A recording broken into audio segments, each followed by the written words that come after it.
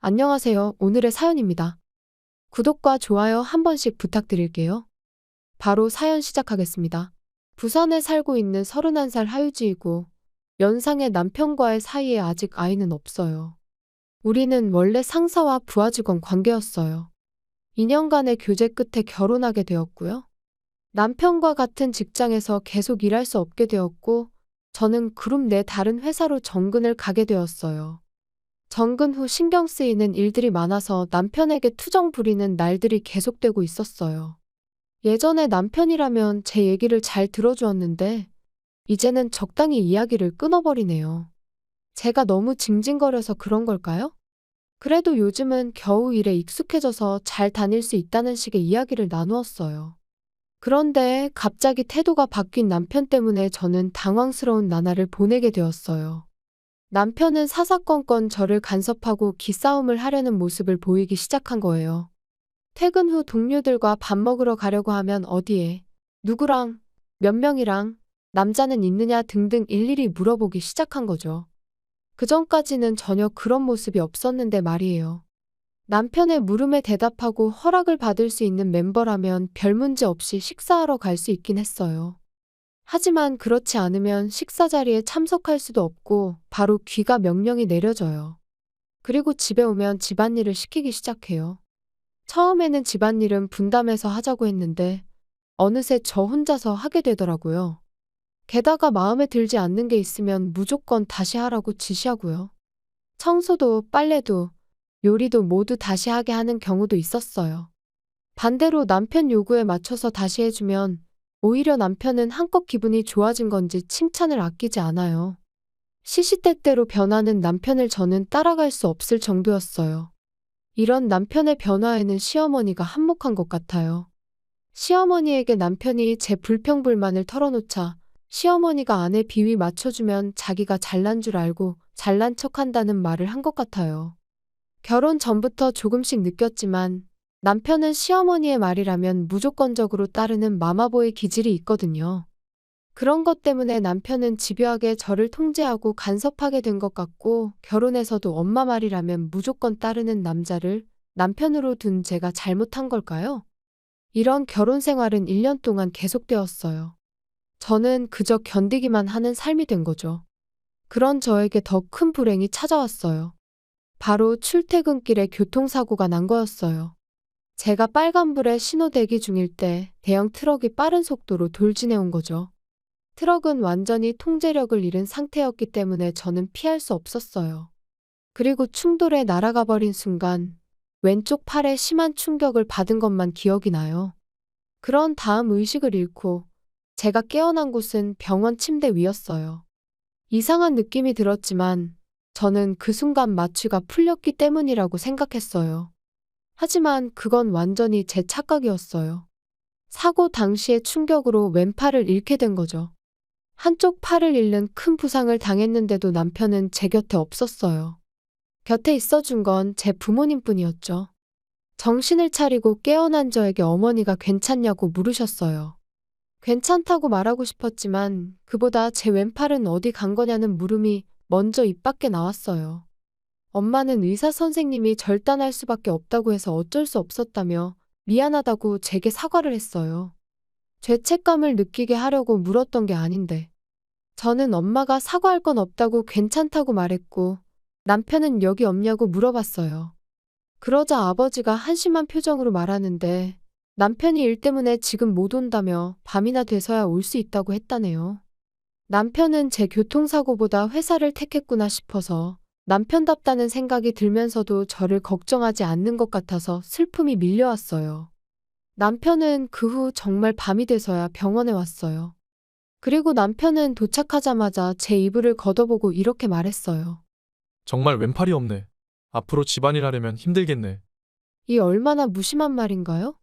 걱정하는 말은 한마디도 없고 오로지 집안일만 걱정하는 것 같았어요.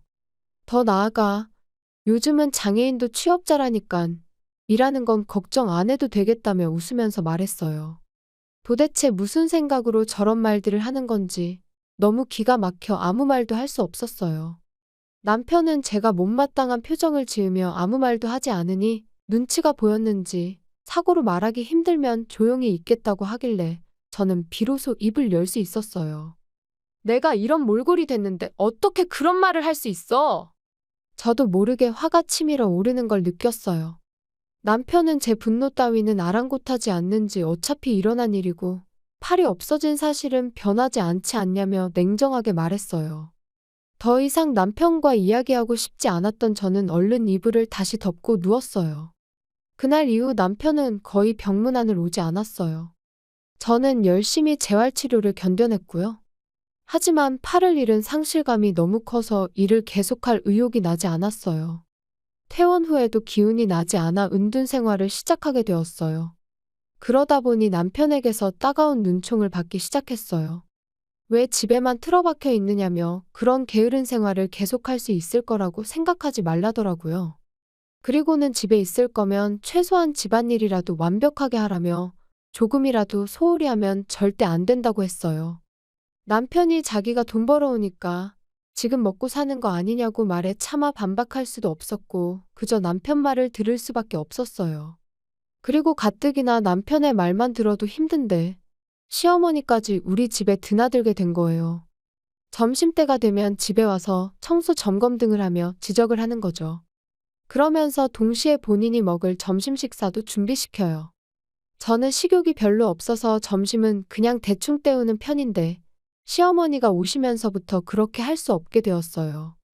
시어머니는 저녁 식사 전까지 오래 머무르면서 제게 반찬을 더 많이 만들게 하고는 반찬통에 담아가 시아버지와 함께 저녁을 먹어요. 시어머니가 찾아오는 목적은 저를 괴롭히며 스트레스를 풀고 그 와중에 자신의 집안일을 줄이는 것인 거죠. 저를 위한 배려는 전혀 없어요. 남편과 시어머니에게 억눌리는 나날을 보내다 보니 일할 엄두가 나지 않아 점점 더 집에 틀어박혀 살게 되었어요. 그러던 어느 날이에요. 남편이 항상 집에만 있으면 우울하지 않냐며 드라이브나 가자고 말한 거죠. 그런데 그 드라이브를 시어머니도 함께 데려가겠다고 하더라고요. 게다가 항상 갑질 당하던 저로서는 갑자기 드라이브를 가자고 하는 게 이상하게만 느껴졌어요. 그래서 시어머니랑 둘이서 가도 괜찮다고 그냥 집에 있어도 아무렇지 않다고 하니 평소에 남편이었다면 화를 내고 정말 시어머니와 단둘이서만 나갔을 거예요. 하지만 그날은 달랐어요. 저보고 그런 말 하지 말라며 함께 나가서 바람 쐬고 싶었다며 기분 전환도 가끔 해줘야 힘이 난다고 말하는 거예요. 아무리 그래도 저는 별로 가고 싶은 마음이 들지 않았어요.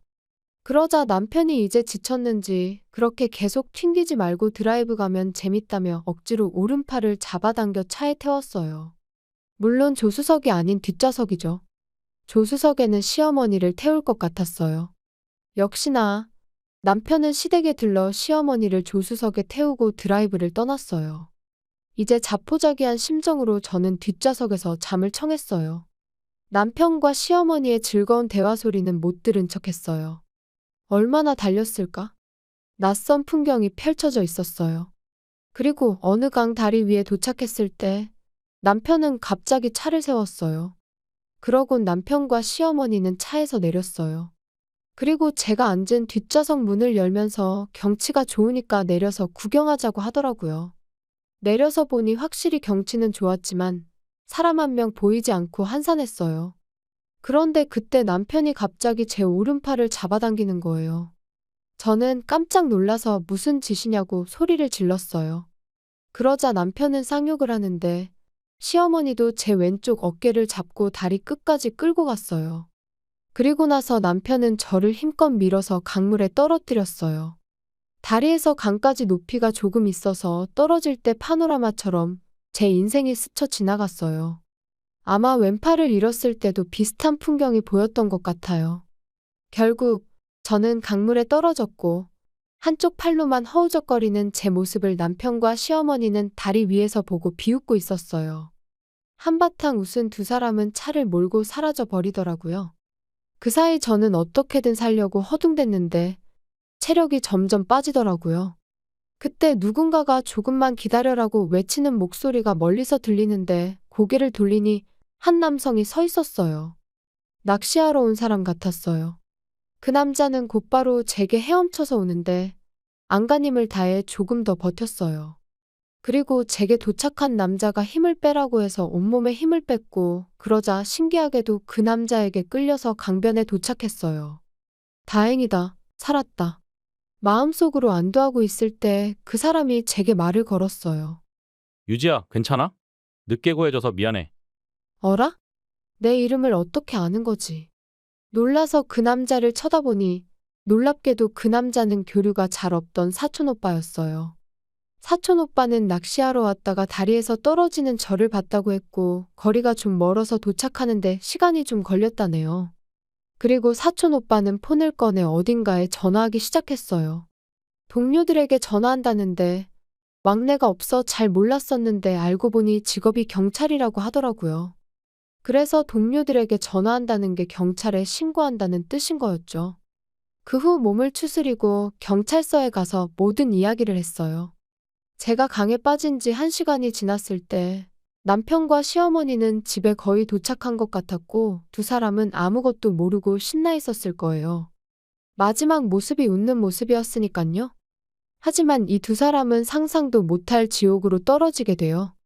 집 앞에는 이미 경찰관이 대기하고 있었어요. 경찰차는 눈에 띄지 않게 조금 떨어진 곳에서 기다리고 있었던 것 같고요. 출동한 경찰은 두 사람을 발견하자마자 체포했다는데 그 과정에서 반항을 엄청 했다네요. 강제로 경찰차에 태워진 두 사람은 강 근처에서 경찰이 모든 과정을 목격하고 영상도 찍힌 게 있다고 하니 더 이상 반항하지 않고 순순히 경찰서로 향했어요. 그리고 그곳에서 저와 대면하게 된 거죠. 경찰서에는 저와 제 사촌 오빠가 기다리고 있었어요. 저는 두 사람을 보자마자 절대 용서하지 않을 거라고 소리쳤고 제 기세에 놀란 듯 하더라고요. 남편은 저보고 실수였다며 장난친 거였다고 말해달라는데 저를 훈계하는 듯한 말투로 말하지만 결국은 협박하는 것과 다른 바 없었어요. 저는 용서할 생각이 추호도 없었어요. 정말 죽는 줄 알았으니까요. 사촌 오빠가 도와주지 않았다면 정말 생각도 하기 싫네요. 시어머니도 저에게 물에 빠진 거 보고 비웃은 거 미안하다며 그냥 장난이었다고 말하는데 너무 어처구니가 없었어요. 장난이라는 게 말이 된다고 생각하는 건지. 저는 두 사람에게 무슨 말을 하든 절대 용서할 생각이 없으니 콩밥 실컷 먹게 해주겠다고 말하고 두 사람 앞에서 자리를 떴어요. 더 이상 두 사람과 직접 이야기할 생각이 없었거든요. 나머지는 재판과 변호사를 통해 이야기할 생각이었어요. 그 이후에 우선 우리 부부는 이혼했어요. 사실 저는 남편의 폭언을 가끔 녹음해뒀었는데 이게 증거가 돼서 남편한테 상당한 액수의 위자료를 받게 되었어요. 그리고 남편과 시어머니는 목격자가 있어서 법정에서 실형을 선고받았고요. 결국 시어머니도 이혼을 당했다고 하더라고요. 예전에 시어머니가 제게 욕설을 하는 걸 몇 번 녹음해둔 게 있는데 이걸 변호사에게 전달했더니 이걸로도 위자료 청구할 수 있다고 하더라고요. 그래서 최대한 죗값을 치르게 하려고 변호사님에게 진행해달라고 부탁드렸어요. 그리고 전에 일하던 회사에서 다시 일하지 않겠냐는 제안을 받았어요. 비록 한쪽 팔을 잃었지만 할 수 있는 일은 얼마든지 있다는 생각이 들어 다시 출근하는 걸로 얘기를 나눴어요. 집에 틀어박혀 지낼 바에야 이렇게 평범한 사람들처럼 일하며 지내는 게 맞다는 생각이 계속 들었고 늦었지만 다시 일상을 회복하고 싶었거든요. 지나간 시간은 후회가 되지만 앞으로는 현실에 안주하지 않고 긍정적으로 삶을 살아보려고 합니다. 시청해주셔서 감사합니다. 그럼 다음 영상에서 다시 뵙겠습니다.